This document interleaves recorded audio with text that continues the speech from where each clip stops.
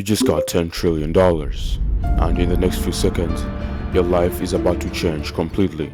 So pay attention, because you're about to go head to head with the US government to see whether you can outspend them or lose everything. This is going to be fun. First, you need a new phone.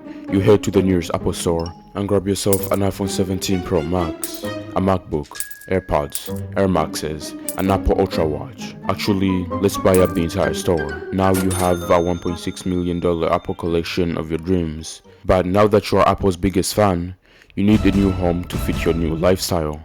So, you buy a $100 million penthouse in New York, the Villa Les Cedres in France for $200 million, a $210 million mansion in Israel, and just to top it off, the Burj Khalifa for $4 billion. Now that you own all this property, you hire 10,000 people to maintain it all year round, costing you about $1 billion. So far, you've spent about $5.5 billion. But there's just one small problem. You see, the US government spends $200,000 per second. That's about $19 billion per day. So if you ever want to outspend them, you need to think bigger or risk losing everything. You see, the most expensive painting ever sold, the Salvator Mundi, was a mere $450 million. This is literal crumbs to you. So you hire 1,000 people to track down the 1,000 most expensive paintings in the world for a total of $6 billion. Now you own more art than most museums combined. Every masterpiece, every painting once defined history. Now it hangs in your private gallery. But you're just getting started. Next, you buy every private jet on the market, around $25 billion gone instantly. Now that you've conquered the skies, you set your eyes on the waters. The most expensive yacht in the world costs $4.8 billion. You could literally buy one for each day of the year and still lose with the government, so instead you buy 50 of them and call it a day. But now that you're a trillionaire surrounded by billionaires, you need a status symbol. So you buy 500 Bugatti Chirons, 40 Godemari T50s, 80 Aston Martin Valkyrie Spiders, 90 Pininfarina B95s, and 50 Rolls-Royce Droptails at $32 million each, for a total of $35 billion. You've now spent just 0.7 of your 10 trillion, so naturally you go crazier. You decide to buy up the entire NBA, NFL, and MLB, every team, every stadium, and every franchise right, for about $150 billion. Then you set your sights on Hollywood. You buy every major studio and remake the top 10 best-selling movies and make them free for everyone to watch for a total cost of $50 billion. But everyone hates you because of it, and they spark out multiple protests around the country saying you ruined Hollywood. You see, no matter how much money you have, people will always find something to hate. Love, respect, and public perception are things money can never buy. Just kidding, let's build up Africa.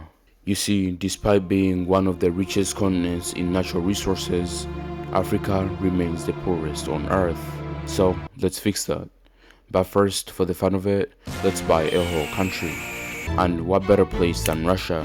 At only $2 trillion, this feels like a steal. It also comes with the second strongest military in the world, with over 5,000 nuclear warheads. So let's buy the country. Wait, what? Transaction failed, but we've already paid for the country. Turns out buying an entire nation isn't exactly easy, especially one run by a dictator. There goes $2 trillion down the drain. But don't worry, you still have close to $8 trillion left. So let's get back to fixing Africa. But first, let's take inspiration from the Middle East. You see, just 100 years ago, Dubai was basically just a barren desert. But fast forward to now, and it's one of the most beautiful places in the world. The massivest building in the world, multiple man-made islands, a giant square, and a sphere that shows stuff. This is cool, so I think it's exactly what we needed.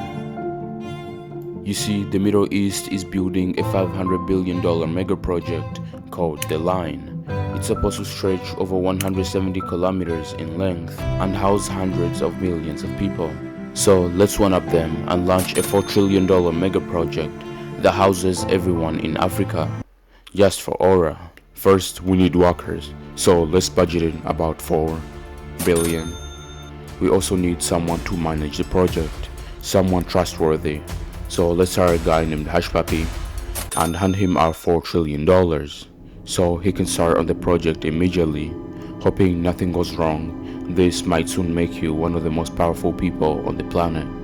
While he's doing that, let's fix another problem. Africa isn't just rich in resources, it's one of the most malnourished continents on Earth. So let's hire 50,000 men to work in the mines and exploit its resources, sell to other countries, and use that money to build farmland to end world hunger all at once. With that out of the way, let's check on Hushpuppi. But there's one small massive problem. You see, Hushpuppi is known as one of the biggest scammers in Africa. He's a Nigerian scammer who tricked big companies into sending him money. Then he proceeded to post pictures of himself around luxury cars and private jets on Instagram. Funny thing is, that's actually one of the things that got him caught. If you're gonna do crime, at least do it right. 4 out of 10. Oh, wrong video. So as expected, he just ran off with your $4 trillion and bought multiple countries, hired a dozen men with AK-47s, and now he's chasing you straight out of the continent. So you run back to your villa in New York before things get worse. Maybe Africa has a reason to be poor after all.